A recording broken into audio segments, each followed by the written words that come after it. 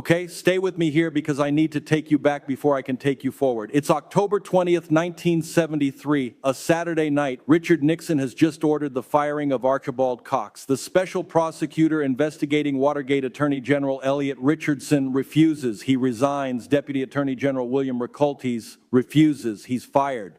Finally, Solicitor General Robert Bork carries out the order. The Saturday Night Massacre, they called it. And here's the thing that everybody forgets about that moment. The institutions held not because they were designed to be unbreakable, but because individual human beings inside those institutions made choices.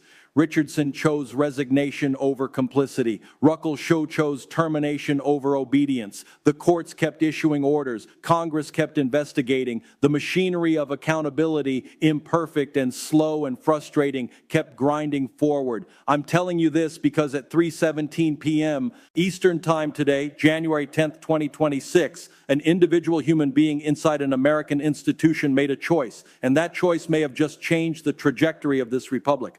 Judge Tanya Chuck, a federal judge in the District of Columbia, did something that has never happened in 249 years of American constitutional history. Never. Not during Watergate, not during Iran-Contra, not during Clinton, not during either of the previous Trump impeachments. She formally referred criminal conduct by a former president of the United States directly to Congress and demanded immediate impeachment proceedings. Let me say that again because I need you to understand the magnitude of what occurred this afternoon. A sitting federal judge looked at the evidence in front of her. 14 documented violations of court orders, witness intimidation, obstruction of justice, and she concluded that the judicial branch had exhausted its options, that Congress, the people's representatives, could no longer wait, that the constitutional order itself was at stake. This isn't speculation. This isn't anonymous sourcing from people familiar with the matter. This is a 47-page legal document filed in federal court, available to the public right now, bearing the signature of a lifetime appointed federal judge.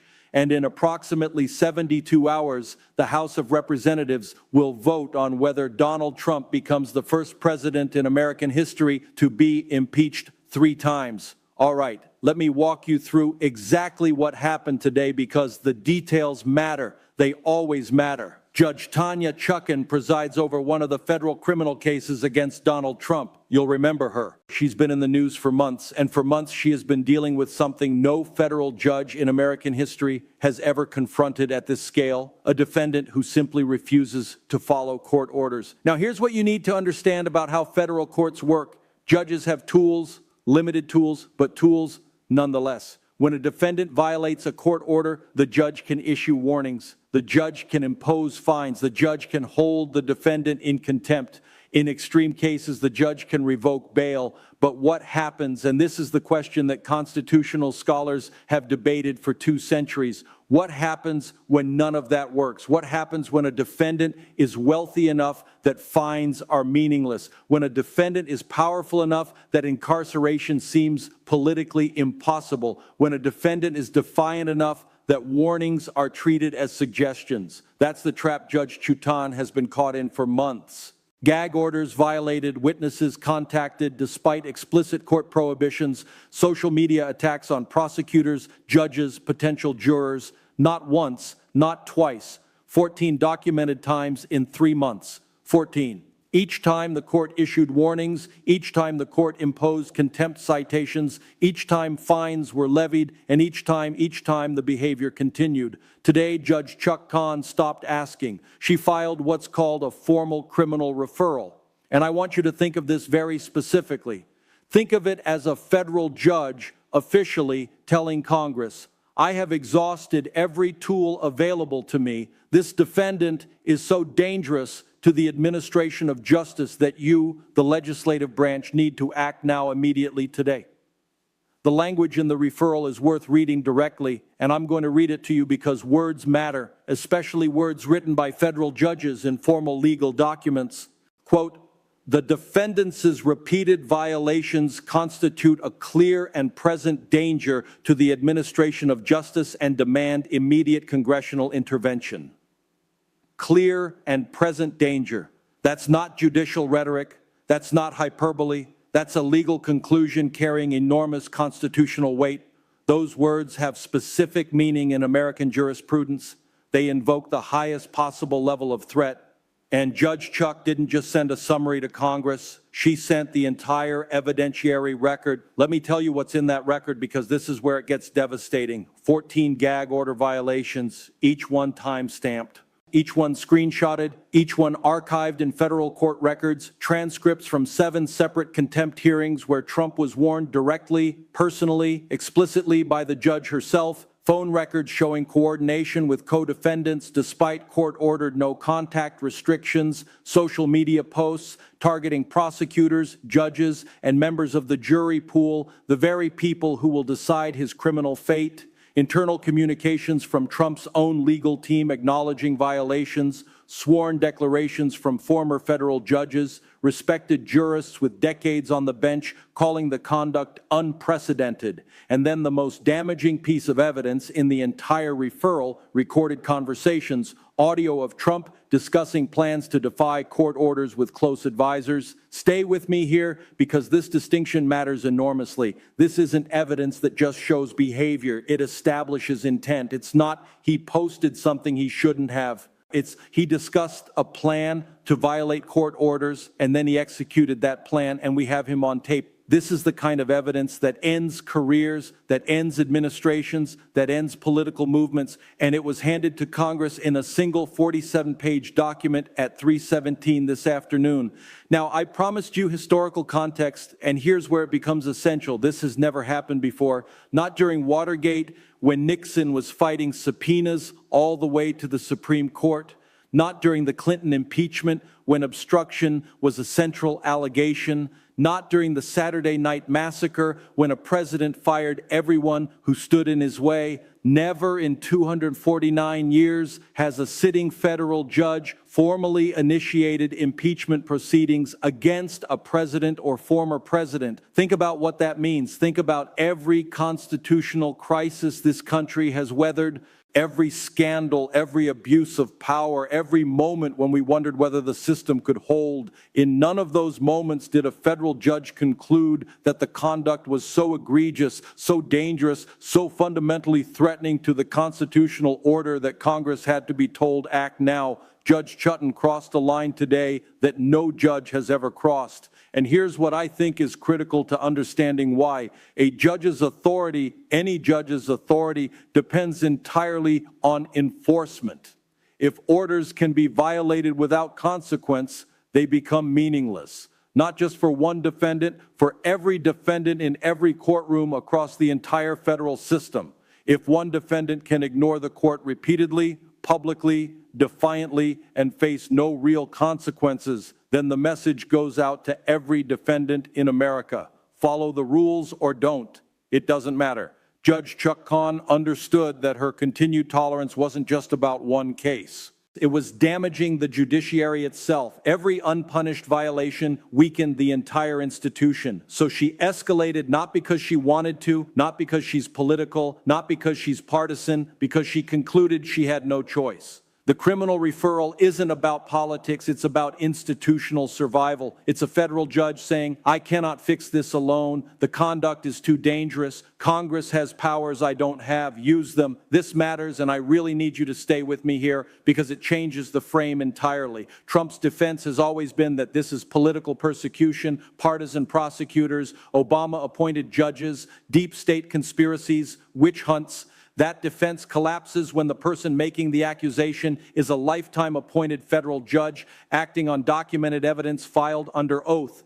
Judge Chuck Kahn didn't leak to reporters. She didn't give interviews on cable news. She didn't tweet. She filed a formal legal document in open court, attached the evidence, and transmitted it through official constitutional channels. That's not persecution. That's procedure. And now Congress has to respond. Within hours of Judge Chuck Kahn's referral, Congress moved faster than anyone expected. And here's the thing, most people don't know. articles of impeachment had actually been drafted months ago. They've been sitting quietly in committee since November 2025. 8 specific charges: obstruction of justice, witness tampering, contempt of court, violation of judicial orders, abuse of power, conduct unbecoming a public official, threat to the constitutional order, incitement. Until today, those articles had about 87 co-sponsors, all Democrats, not nearly enough to pass. As of this evening, that number has exploded to 231. That's a majority of the House of Representatives. That's enough votes to impeach immediately tonight, right now, if they wanted to. And here's what's remarkable.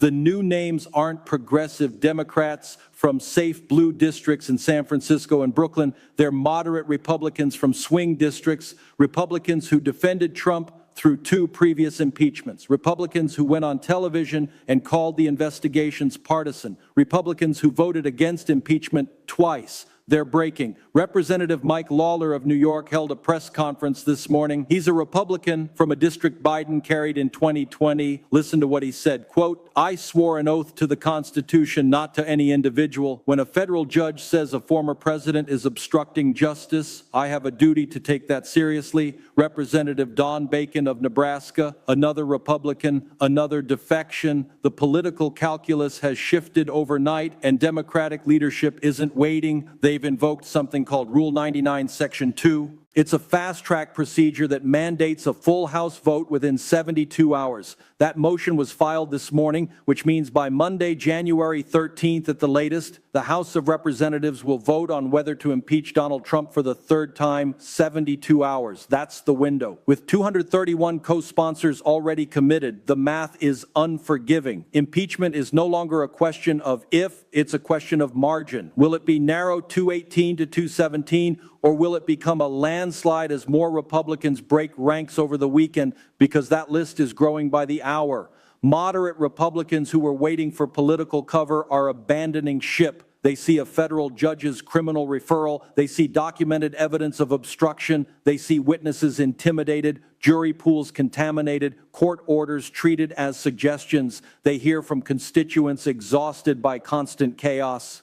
And they understand finally that they cannot go on national television and defend witness tampering, not when a respected federal judge has signed her name to a 47-page referral, not when the evidence is public, not when the recordings exist. The political ground has shifted beneath the Republican Party in a single afternoon. And Trump's response, I need to tell you about Trump's response because it made everything worse. Since yesterday afternoon, he has been posting constantly on Truth Social. All caps tirades about rigged courts, attacks on what he calls Obama judges, claims of political persecution, conspiracy theories about the deep state. But then came one post that set off alarm bells across Washington, quote, "If Congress moves forward with this witch hunt, patriots must converge on Washington. The Second Amendment exists for moments like this." Read that again. A former president of the United States openly calling for armed resistance to Congress. That is not campaign rhetoric. That is not political posturing. That is not metaphor or hyperbole or whatever his defenders will claim tomorrow morning. Law enforcement is treating it as a threat, a credible threat, an imminent threat. And here's what you need to understand about the legal dynamics at play. Every post he makes now becomes evidence. Every escalation strengthens the case against him. He is making the prosecution's argument for them in real time on his own social media platform. Washington has responded accordingly. National Guard units are deployed across the Capitol complex. Steel barricades are rising around federal buildings. Armed security is visible at every entrance, every exit, every checkpoint. Pro-Trump demonstrators are gathering near the National Mall. Counter-protesters demanding accountability are assembling near the Supreme Court. Law enforcement is everywhere. Helicopters, armored vehicles, sharpshooters on rooftops. This is what the Capitol of the United States looks like right now. Not because of an election, not because of a foreign threat, not because of a terrorist attack, because a former president is facing impeachment and has called for armed resistance. Now, most of the coverage right now is focused on the impeachment vote. Will it pass? How many Republicans will defect? What happens in the Senate? Those are important questions, but they're not the most important questions. Here's what most people are missing. Judge Chuck's referral didn't just go to Congress. The evidence of witness tampering, obstruction of justice, and criminal contempt has also been forwarded to the Department of Justice. That means this isn't just a political process anymore. It's a parallel criminal investigation. And I need you to understand what that means practically. If federal prosecutors establish that Trump directly coordinated with witnesses to influence testimony, that's subordination of perjury. That's a serious federal offense. Witness tampering carries significant prison exposure. So does obstruction of justice. Multiple federal grand juries are already active. Washington, D.C., Miami, Atlanta. It is entirely plausible, I would say likely, that new criminal indictments arrive while Senate impeachment proceedings are still underway. Think about that for a moment. We could be watching a Senate trial while a federal grand jury simultaneously hands down new charges, the legislative branch and the judicial branch operating on parallel tracks, multiple accountability mechanisms moving at once. This is constitutional territory the framers anticipated but hoped would never be tested. And then there's something else, something barely being discussed publicly. Reports indicate that quiet conversations about the 25th Amendment have already begun. Now, the 25th Amendment allows for removal without impeachment if a president is deemed unable to discharge the duties of office. It requires the vice president and a majority of the cabinet. It can move quickly overnight if necessary.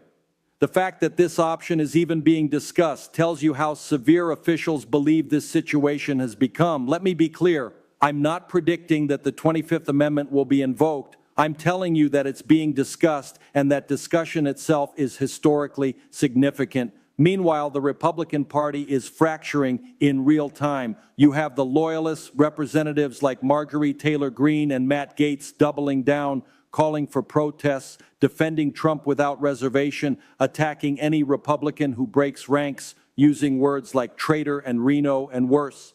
And you have the pragmatists like Lawler and Bacon breaking away, citing their oaths to the Constitution, looking at the evidence, doing the math on 2026. Internal threats are escalating. Lawmakers who defected are facing harassment. Their staff are being threatened. Their families are being targeted on social media. The party itself is tearing apart in public. With the 2026 midterms just 10 months away, many Republicans see electoral catastrophe ahead if they remain tied to this level of chaos. They're calculating, they're hedging, they're preparing exit strategies. And here's the deeper reality. Once members publicly defect, the dam doesn't reseal, it breaks. Every new defection makes the next one easier. Every Republican who steps forward and says enough gives cover to the next Republican waiting in the wings. That's how political coalitions collapse, not gradually, suddenly, all at once. What we're watching right now isn't just about one impeachment vote. It's about the potential collapse of a political coalition that has dominated Republican politics for nearly a decade. And internationally, the consequences are already visible. A former American president threatening armed resistance while facing impeachment is not a normal headline. This is not something our allies have seen before. This is not something our adversaries expected to see. Our allies are alarmed. They're calling the State Department. They're having emergency meetings. They're wondering whether the United States can be relied upon. Our adversaries are watching closely, assessing instability, probing for weakness, looking for opportunities. Domestic turmoil always carries global consequences, always, every time, without exception. And right now, to the rest of the world, the United States looks deeply, profoundly unstable. Let me talk about what this means for ordinary people. Not politicians, not lawyers, not pundits, regular Americans trying to understand what's happening to their country. First, the economy. Markets hate uncertainty, and there is nothing more uncertain than a constitutional crisis unfolding in real time.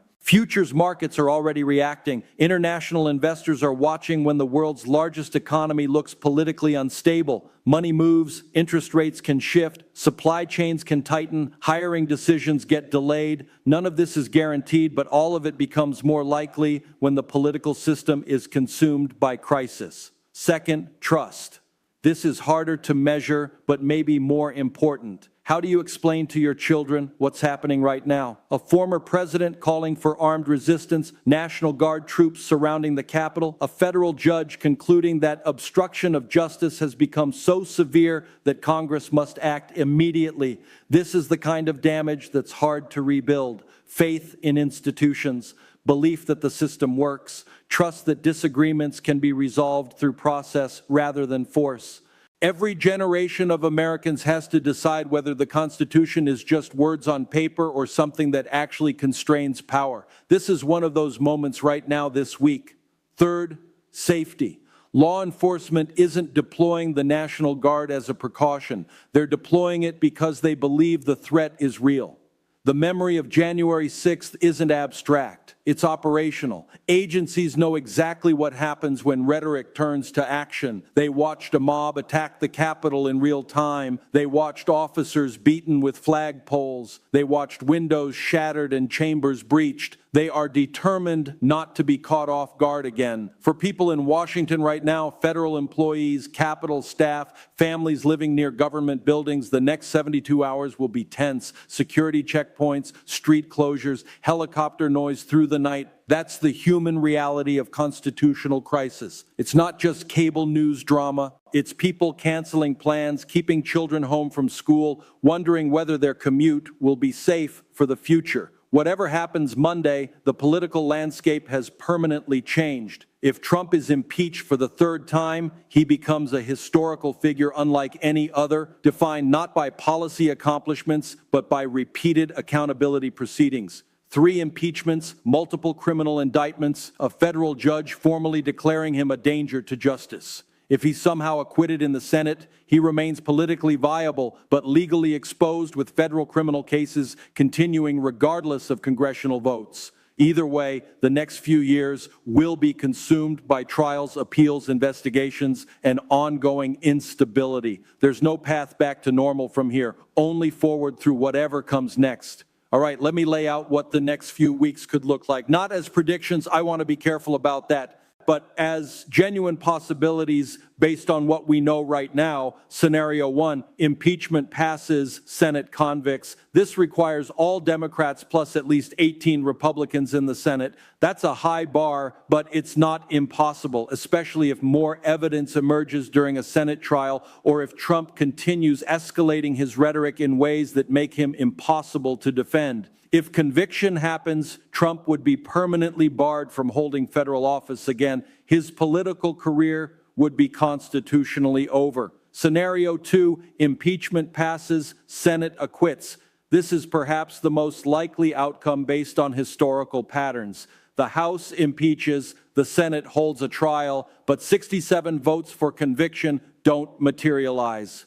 In this scenario, Trump survives legally, but is severely weakened politically. The evidence presented during trial becomes permanent public record. Republican senators who voted to acquit face that vote in every future campaign. Scenario 3, the 25th Amendment is invoked. This would be faster than a Senate trial, potentially overnight. It requires Vice President Vance and a majority of the cabinet to conclude that Trump is unfit. It's being discussed. Whether it actually happens depends on factors we can't see from the outside, but the mere fact that it's on the table shows how unstable the situation is perceived to be by people inside the government. Scenario 4, additional criminal indictments. Independent of Congress, federal prosecutors continue their work. New charges could arrive at any time. Witness tampering, obstruction, criminal contempt. This would create the unprecedented situation of a former president facing active criminal prosecution while simultaneously undergoing congressional impeachment proceedings.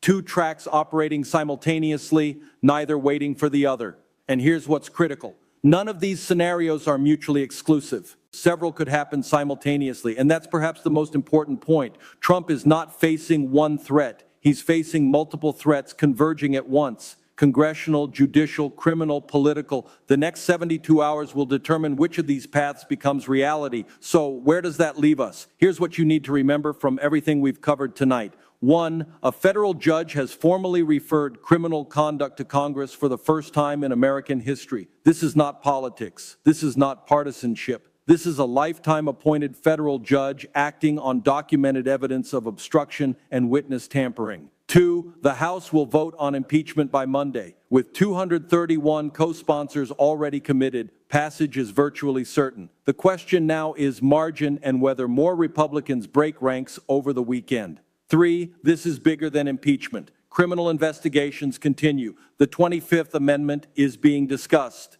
The Republican Party is fracturing in real time, and the next 72 hours will shape presidential accountability for generations. I've been covering American politics for a long time. I've seen crises, I've seen scandals, I've seen moments that felt like they might break the system. This feels different, not because the outcome is certain, it isn't, not because the good guys win in the end, I don't know if they do, but because the machinery of accountability, the slow grinding gears that the founders built into this system are actually moving. A judge saw conduct she could not tolerate and she acted. Members of Congress are seeing evidence they cannot ignore and they're responding. The Constitution, that 237-year-old document, is being tested in real time, and we're going to find out whether it holds. Stay with us.